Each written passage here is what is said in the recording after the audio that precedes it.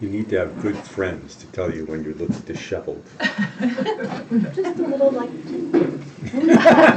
How many of those friends would you like right now? There is a limb that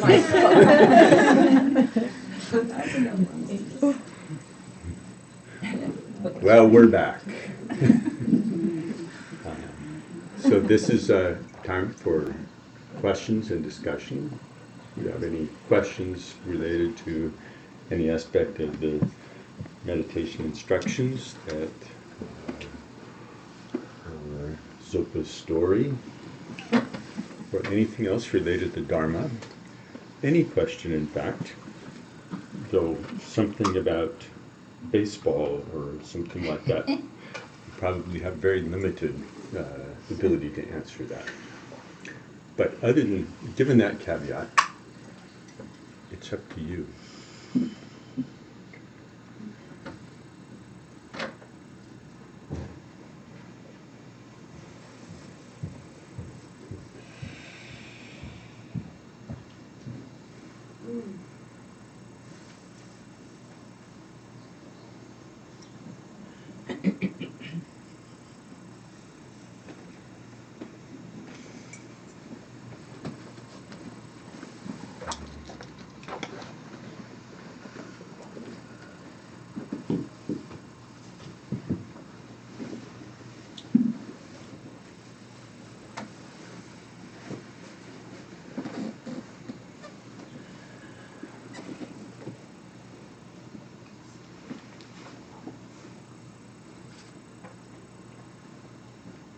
So in the story that Zopa, that I told of what Zopa told, which was much better in the first telling than in the second telling, if you listen to that story, do you find yourself rooting for the adults? And if so, why?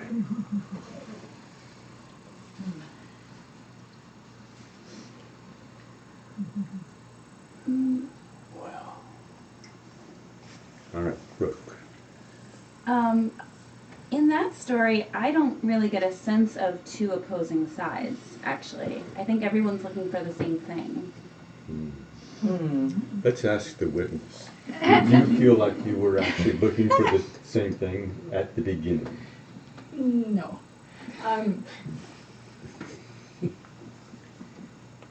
This has become so interesting. It's turning into like a koan for me. But I've been living in it. So just a little more background. The 4-year-old named Kai is very bright. Like, well, I think all 4-year-olds now, it's kind of incredible. They're all on computers and doing all kinds of stuff. Kind of scary, but and he likes to test everything.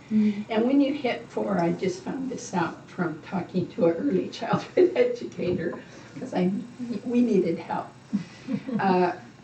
4 is another one of those like 2-year-old ages, like test, push, see what. You're not testing the light switch, but you're testing the whole situation. Like, what's this all about? So we were doing the classic thing that Bill has labeled as a trap, which I like that. It kind of helped me see what was going on. Don't do that. Or, why are you doing that? Or, if you do that, the light switch could break. And the only one that kind of got him was using up electricity. He was kind of interested in that, like maybe he shouldn't use up electricity. But nothing worked, and pretty soon Mom, Dad, and me, that's my stepson, but I just call him my son. My son and daughter-in-law, we were all trapped into don't do that, then he'd for sure do it. Or just feeling tense about he's headed for the light switch. And so we were opposing in the sense of we wanted him to stop turning the light off and on. And he wanted to turn the light off and on. So that was it. But by the time we were also underneath on the same path of, let's figure out some way to do this that isn't what we all learned to do, which is spank them. That's what I learned. We learned what our parents did to us, and they were doing their best, you know. Put them in timeout, threaten them, you know, like you won't get cartoons tonight, or give them, if you do this, you can have dessert after lunch. All those things. We were trying everything. But I think what I brought that was from practice was just I started watching more. I had some space, maybe because I'm the grandma. Grandmas have space that parents don't. And because I come and go, I could think about it, and I don't have them plus a job plus the house. So I started going, okay, when we say don't, then he runs to the light switch. This is not the thing to do. That's the trap. And if we do these other things, they're sort of semi-useful, but they don't last. He still goes there. Clearly he wants attention. That's why he's going. Like he'll do it when we're visiting. Oh, light switch time. So Chelsea and I, we went, I sent them the email from the early childhood educator, which just said, first, check if it's a safety issue, because if it is, you have to be more active. But if it's not, and light switches off and on aren't, it's a high irritation issue, and that's the inside job. That's the inside job. I'm irritated, and I have an impulse to do something controlling, and that's not working. This isn't just about 4-year-olds, right? This is about your partner, your coworker. It's about your neighbor. So just watching all that, and starting to, and then she said, if it's not a safety issue, you can distract. We tried that, but he was really into this. Partly because we had all engaged in the trap. The trap had now become very solid on both ends. You keep doing the light switch, and you do get attention, but it's negative or confusing or whatever. And And you keep doing irritation. yes, and I kept being irritated, but becoming aware of the irritation and the kind of almost anxiety, like, is he going to do this again? And then you're aware of that. It starts, like when you're sitting meditation, it starts diffusing. Gets a lot easier. I see I'm bringing that to the party. So I just kind of a curiosity took its place. And after talking with my friend Isla, who's done this for years, then she said, a really big one is ignore. Like, but you ignore big time, not just a little. You don't look at them even. So I talked to Chelsea. We made our agreement, we'll do that. So we're in the kitchen cooking. He runs to the kitchen light switch and starts, and we're in a light show. We're cooking, light off, light on, light off, light on. And so we could say, we're ignoring this. And we just really supported each other. It took a while, like maybe 3 minutes of light show, Wow. And just ignore, don't even look, don't talk. And he's looking at us the whole time like, come on, you're supposed to, here's my hook, you're supposed to hook. And and finally he goes, oh, and walks away. Like a little light bulb came on. Like, no hook. It's not getting me anything. Now I'm bored. Yeah, and in that moment, that freedom. So I think that's what you were aiming towards talking about, right? Or using it as a, Did how one do you time get do it? out of a trap, huh? Did one time do it? Oh, no, Oh, no. But then he didn't do the light switch anymore. He went to his second thing, which is please don't sit on the dining room table. Chelsea got caught in it. I was going to say to her, ignore, but she was already on it. Kai, we don't sit on the dining room table, so of course we'll work on that.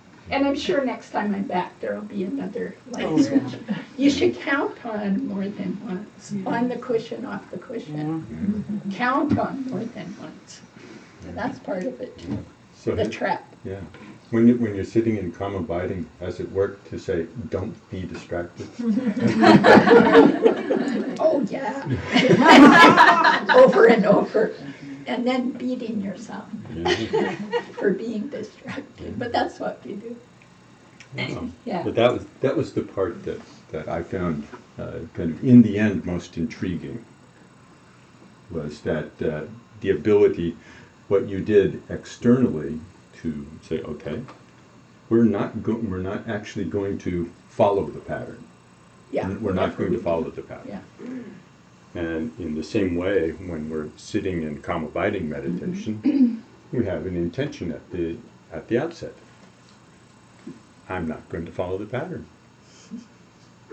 But just declaring, just saying no, or don't do it, stop, or figuring out that it's not helpful to be lost, figuring out once it doesn't do the job.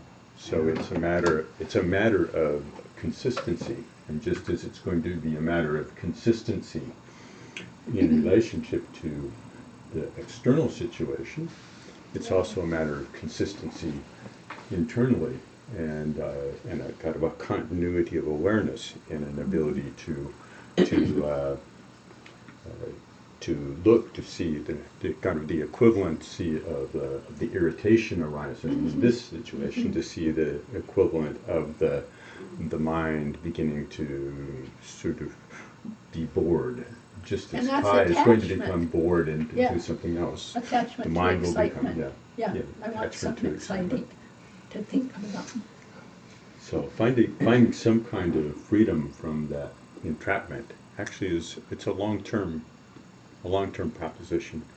That's for sure. And you gave a while ago a thing that I use on the cushion when I get lost now in the story, and I see it totally applies externally too. I would say, am I willing to let go of this right now? So you're totally in a story, which I got into this morning, and then see it, and then just say, you willing to let go? And it'll be like, yeah, poof.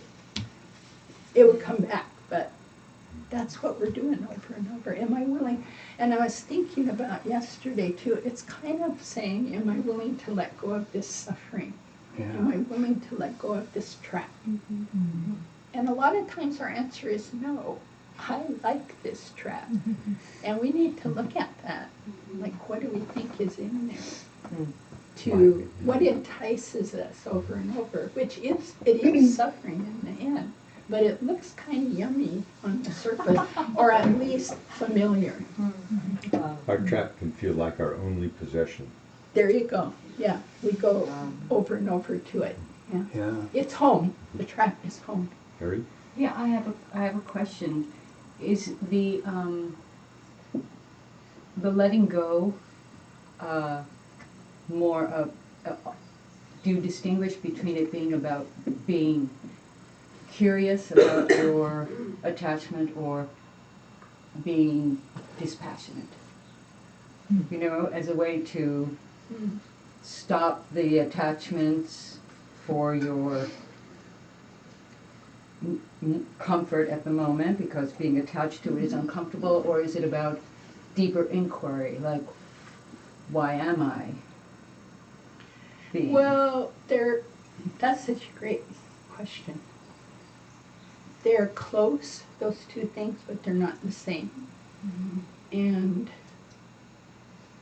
if I get what you're saying, the experience for me is the space, letting go makes a space, and then the more true, deeper inquiry can happen. or I'm going to even call it inquiry, the deeper seeing can happen. But if we don't let go, we're like the cup that's already full. So anything you put in falls off the side. So Yeah, you I need guess. to make some space. Yeah, I'm sorry. I guess I watch if it is honest inquiry or enlightened passive aggression. Oh, that would be a good thing to watch out for. Yeah, you- And that's I the, mean, in a that's the subtle- internal job. Yeah. That's the internal job, yeah. That's just a value judgment.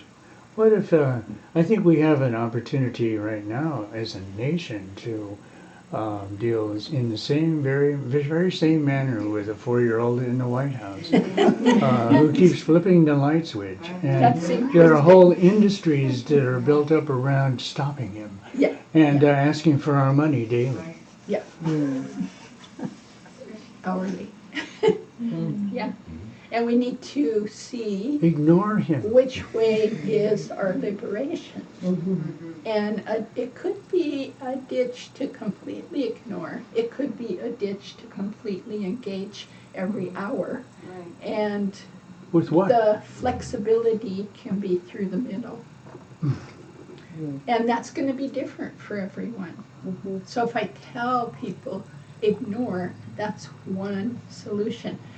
Like my early childhood educator didn't say ignore is the only thing. There's like 4 or 5. We need flexibility. Yeah, Yeah. So that we are responding that's true. in a flexible way. Yeah. When somebody's trying to kill somebody, you can't just ignore it. Right, yeah, Yeah. yeah, yeah. So, but you're right too, we can get hooked in the always do something, fight back, do this, do that. Yeah, that energy. Here's It's my good to just plan. see it, see that energy, then we're doing the same thing as the one we think we're helping or changing. Yeah. Yeah, To go back to to your question, there is an element where until we actually make some kind of determination for ourselves, whether being hooked or not, is which one's actually a long-term better outcome.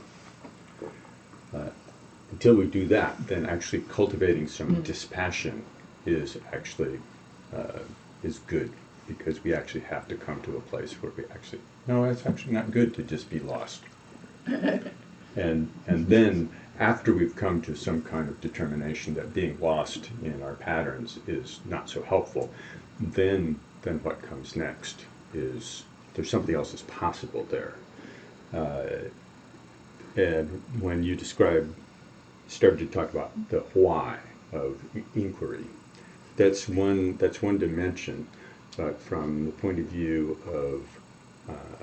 of practice of calm abiding, the why question does not come up. How does come up? What is actually unfolding? To see that is actually more particular than the question of an explanation, which is something that the why question goes towards. And part of that is there is a limit to what we can actually uncover with a why question, because if we're really honest about that, the why does not end any more than a 4-year-old's why. Ends. why are you doing that? Why did this happen? Then, but why did that happen? Then why did that happen? So that becomes there's kind of an endlessness to that. But actually being able to see the process arise and inquire very directly into what's actually arising in our experience, there's some other things are possible in that. And I don't want to sound like I'm discounting the evaluation, because there's a lot that can be learned from that. There are a lot of circumstances that we can unravel in our lives with that, but that's actually not the job within calm abiding meditation. That's kind of a separate process. The calm abiding creates the space and the awareness that all that other can rest on. But if we have no space, then any inquiry is going to be tight, and manipulative and often stuck in our old patterns, and we won't know it. Well, at risk of hogging this floor, how is Y related to dependent origination?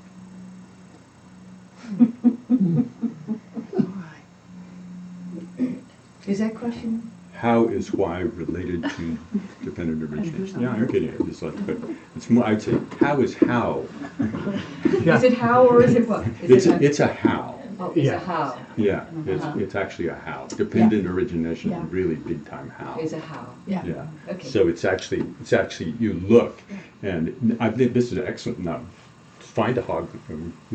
We often hog the floor, and sometimes it becomes very interesting. Sometimes not, but it's okay. But the interdependent origination, that cycle is to really become for that to really become useful. It is a matter of actually exploring how the sequence of things, how the dynamic of experience actually arises, and when, to the extent that the 12 links is a description of a process, and it does give some kind of sort of, it is explanatory, but it's explanatory and can look carefully here, and if you look carefully in this spot, or this spot, you can actually see some daylight in the process. You can see where it's possible to actually not keep putting your foot on the next thing, not to get on the next bus, not to put the karmic gas in the tank for the next run. So that's definitely a how thing. Is it why you get hooked and how you get unhooked? Though I'm just going to be a little bit kind of absolutist and just sort of go for the. I'm not going for the why today. Okay. Maybe I'll next week I'll say, okay, well, why is actually a really interesting question. So I'm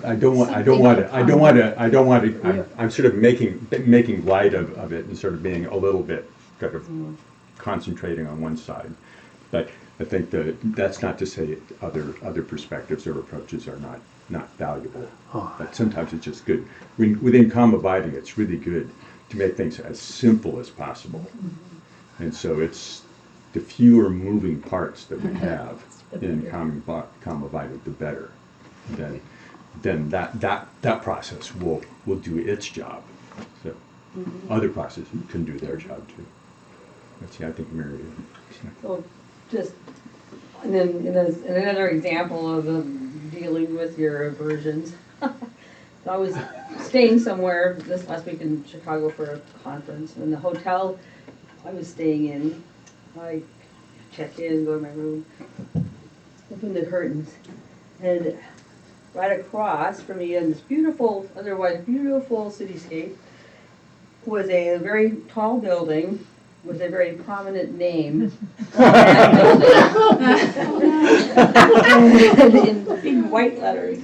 So I was like, huh, really? So, but it was actually, I didn't feel okay, but I was like, well, it's not going away, and I'm not going to never open the curtains. There you go. It's not going. So I guess I have to be there, and it has to be there. And I was able to this was progress. I was able to have that happen without so much ire come up. It was like okay, so after a while it was just letters, just a sign, like a lot of other signs. There's a bigger sign. But I do confess I've cropped it out of some pictures. But other than that, but you know, when you're sitting there, and I actually it was a nice place to practice, like looking out a window. So maybe not looking at that all the time, but it was like it was there, and I knew it was there. And so it was sort of good practice, even though it was very uncomfortable, and even if it was mostly just noticing how uncomfortable I was, that's information. So You know, and it was like everybody there, it was kind of like the running joke in a way, but it was like, okay, so no matter where you go, there you are, and some of these things you don't like come with you, and you know, what are you going to do about that? So it was good practice, even though, you know, it wasn't what I asked for. Ah, yes. What we asked for, what we would wish for. That's actually, we talked quite a bit about the wish-fulfilling jewel yesterday, since one of the verses talks about enlightenment being more valuable than a wish-fulfilling jewel. You can have all your worldly wishes granted, but that won't get you enlightened. Like, I want my grandson to stop that, you want the sign to disappear, we want a new president. Those would maybe all be nice, but that ain't gonna get you there. Whereas you're sitting looking at that sign might help get you there, Yeah. you know? And me dealing with my reactions to the light switch, it will help get me there. I can feel it. It's like, that's a small koan of the 12 links. How does this irritation arise? I'm making something happen there that doesn't have to. Yeah. At some point I'm unhooking from the 12 links. The thing happens, but I don't do the next, I don't make the next link. Then I'm free. And in a certain way interesting, so is my grandson. I didn't have that intention. Believe me. My intention is, back to your first story, who was rooting for the adults? Me. I was rooting for the adult. But I realized after you introduced it this morning that in not getting hooked, he gets free of building a habitual pattern. I have to do this to get the attention. And so do Now we. he gets to explore something else sitting on the dining room table. And, you know, we'll work with that and see where it goes next. Yeah, I thought to me it's like an incredible gift to manifest for a child the ability to be in a situation like that and not have to be like that. But he Because manifested it. if everybody always, yes. That's the interdependent. Yes. He manifested it for me like the Trump sign manifests it for Mary. Yeah. You know, some kind of Mara has to kind of show up. And we would, with our wish-fulfilling worldly jewel, we would say, I don't want any Maras to ever show up. That's what we wish for. And then we just stay ignorant. Yeah. You know, the Buddha, Mara, had to happen, you know. Otherwise he couldn't have sat through the anger, the kind of warlike Mara, then the attachment, the seductive Mara. He wouldn't have ever got it. Oh, it's an inside job. But it's really fascinating, because also in the interdependent, the 4-year-old gives me that incredible opportunity. And then now everybody's can use it as it fits for you. Cynthia. In mentioning dependent origination, I was thinking, so you've got these links, and you were describing actually looking, how does one lead to the next? But then part of my brain was thinking about Lama Michael sort of saying, with karma, you shouldn't be trying to figure it out. You can't figure it out, don't bother trying to figure it out. And so then I was thinking, well, how are these two things, what's the relationship? Can you elaborate on that? Well, when we talk about trying to figure out karma, we're generally talking about the why. Yeah. Why did this happen to me? Yeah. Yeah. Can I please get a map for all the causes and conditions that then very quickly we say, no, actually I don't want all the causes and conditions. I just want ones that I understand and can contain in my poor little brain. And will give me a convincing narrative about my life and my experience. But actually understanding, seeing the process unfold is something. It's at a different it's a different valence, or it's a different order of magnitude. It's a different dimension. Really, I think that's probably a better analogy. It's a different dimension of looking, so that you actually you see the process, and seeing the process, then it's not necessary to use the side of our mind that goes to one object and another object and creates the story links between the objects and solidifies it into a narrative. It's not necessary to go to that, because we've seen kind of seen it from the inside, so to speak. We've actually seen the links in operation. And we've seen the space that's possibly there. And we've experienced, after having just sort of set the intention, I will sit and I will actually experience my experience unfolding. Then to start to see what that actually is, as opposed to sort of in the rearview mirror, in the small frame of the rearview mirror. I'll look, well, I'm driving along like this, and I'm staring into the rearview mirror, I'm slamming into things and whatnot, and then it's kind of like, well, I sort of looking at the roadkill in the rearview mirror, and the guardrails flying off to the side, and it's like, and then in that little frame of what I can see in retrospect, then I make up a story. Yeah, this happened. Yeah. But the 12 links are good to study a little bit. They're it's a concept, so you're going to be, concepts are useful to a certain extent, and as Bill's pointing out, I didn't think about the 12 links while I was doing this, and you probably didn't think about the 12 links. But like one of the links is between contact, like Trump sign, Mary, contact.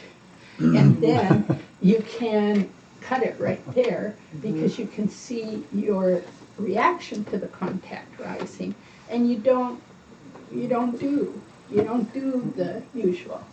And then you're not caught on the whole dominoes falling, all the way to total suffering. So you can simplify it down to that. I'm just going to watch when contact occurs, feeling starts rising. Just stay there. You don't need to know all the 12 links. And that's really different from the karma. It's back to how. I was watching how this happens. I wasn't, for a long time, and this is really rich, because for a long time, Chelsea and Finn and I were doing the why. We thought why would get us out of this. Why is he doing this? He wants attention. Let's give him attention. Let's do this. Let's do that. And it was always based on why. But when I unconsciously, uncontrivedly went to how, it changed. Because I just started watching, just like when we sit and watch our mind, I started watching what's going on here. Oh, I do this, he does that. Then the 2-year-old does that to copy. Then mom does that, dad does that. Oh, that's the trap. You see, we're just doing trap over and over. Then, go get help. Think, how do I get out of this trap, Isla Suzanne? And she said, 4-year-olds, here, do this. I say, I'll try it. And poof, it worked. Now, as Linda was pointing out, it will have to happen over and over and over, because we've been going one direction, and this is with our minds on the cushion. We want results so fast. We're ridiculous, and I include myself. We're ridiculous. Like one time, some Westerner asked the Dalai Lama in a big conference, he said, the Dalai Lama gave a beautiful talk about becoming awake, and then the person said, what's the really fast way to do this? Kind of like, I don't have time. And you know what the Dalai Lama's response was? He burst into tears and he cried because he saw that person suffering, like that suffering of the world right now. Like, I got to do it now. I don't have time. I don't have another lifetime. Give me the fast food, version. And that was more powerful probably than anything. And it was uncontrived. He wasn't deciding, oh, I'll cry. So he just spontaneous compassion. And that probably woke everybody up much more than anything you would have said. Yeah. Now may I review in detail for the next 3 hours the 12 links of interdependent origination using all the Sanskrit terms of which none of you can remember after 2 minutes. Or I could just compassionate heart burst open and wow.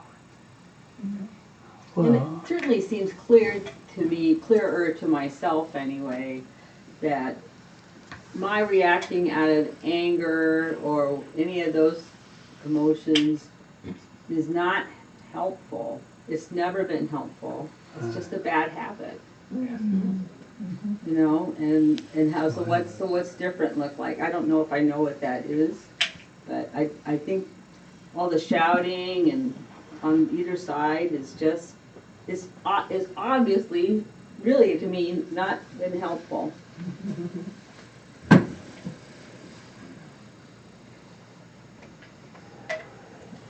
It seems like when you couldn't actually be unaware of the flipping of the light switch even. Unaware? Yeah.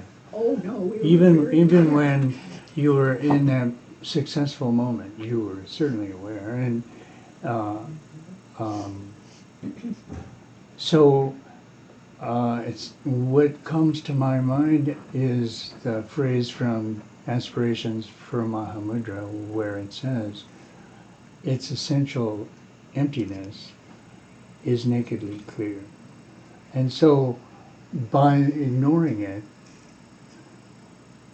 in that instance, that's what arose, the essential emptiness. And so it was not fun anymore for the 4-year-old, right? And it seems like we apply this so often in meditation. We're told if a distraction arises, make that the object. Yeah. And so you look at the distraction like the big sign on the building across the street, and you just keep looking at it until its essential emptiness is nakedly clear. And you can do that with the White House, and you can do that with the $183 million babysitting scheme in New York that I read about this morning. That costs more than it costs to fund the National Endowment for the Arts for a year. And its essential emptiness will become nakedly clear. Right, and that's one kind of truth.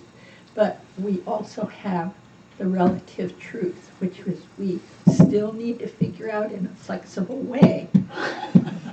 Because, Maybe for so. example, Maybe the not. light switch going up and down, That's where Y comes in.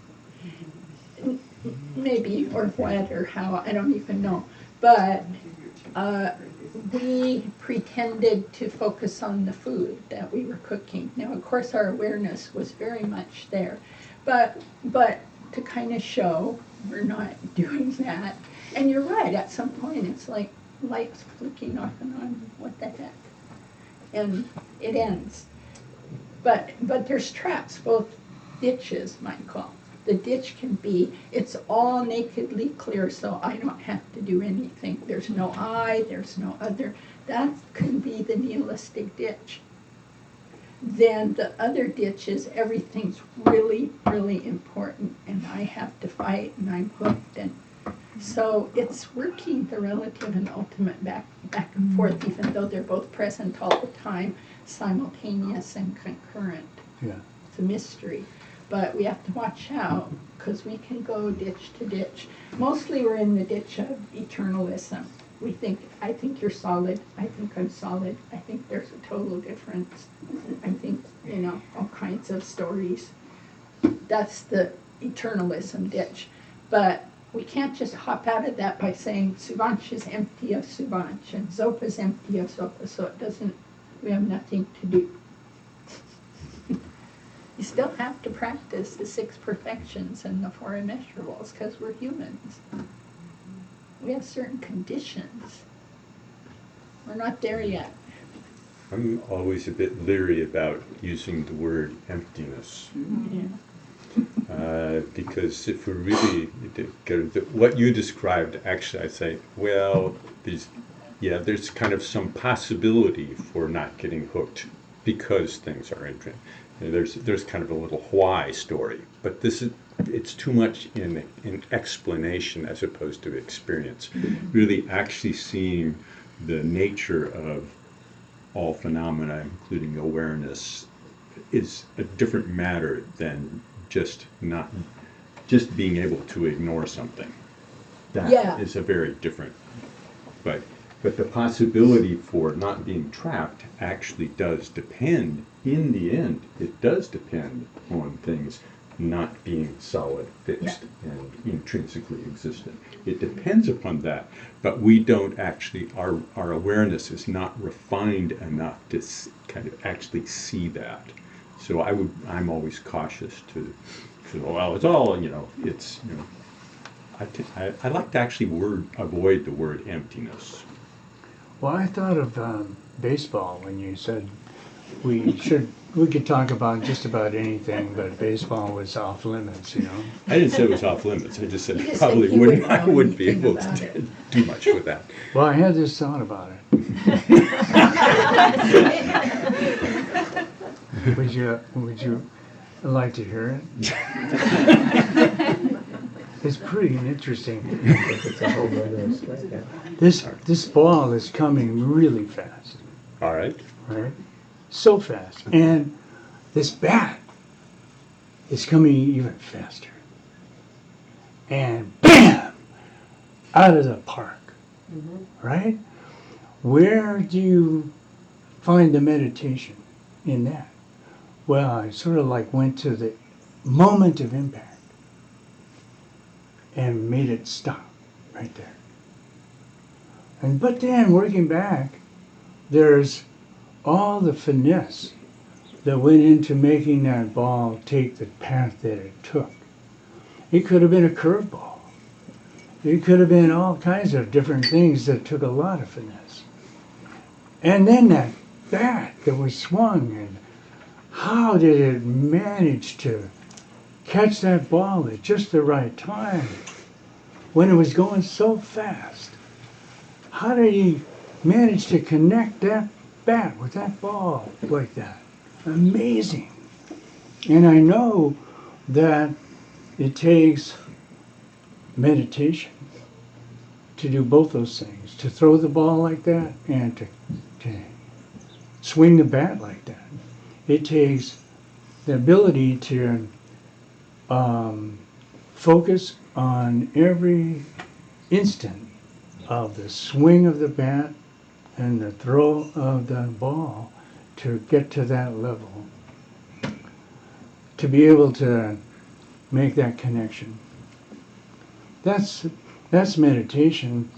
It's really focusing on minute instances in that, even though it happens so fast, it took a lot of concentration. I'll tell you a story. When Colin Ricochet was here in the early 80s, we went over to Irving Park and sang, walked around. We just decided there was people playing softball. And being completely unusual bunch of activity, we sat down, everybody just watched for a while and watched this process of somebody trying to hit this ball. Even though it was slow pitch, it's still, it's not quite as dramatic, but it's still the same process. And he watched, and after about 5 minutes, he turned to the lamas and people around, which included a translator, said something. The translator said, he says, Honorable Rinpoche just said that if you can do that, you could attain enlightenment.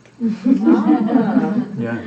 So if you actually could pay, if you could pay attention that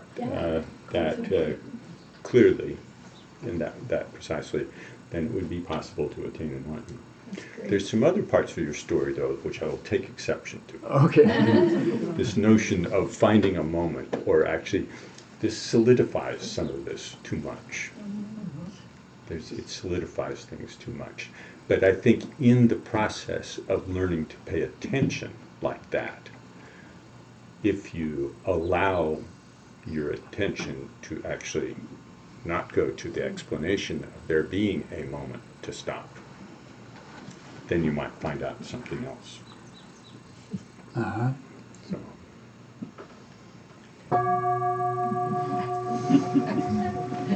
There's our moment, which we can either find or not find. Okay. Thank you very much for all your questions. You can dedicate the merit. By this virtue may I quickly realize Maha Buddha and establish all beings without exception in this state.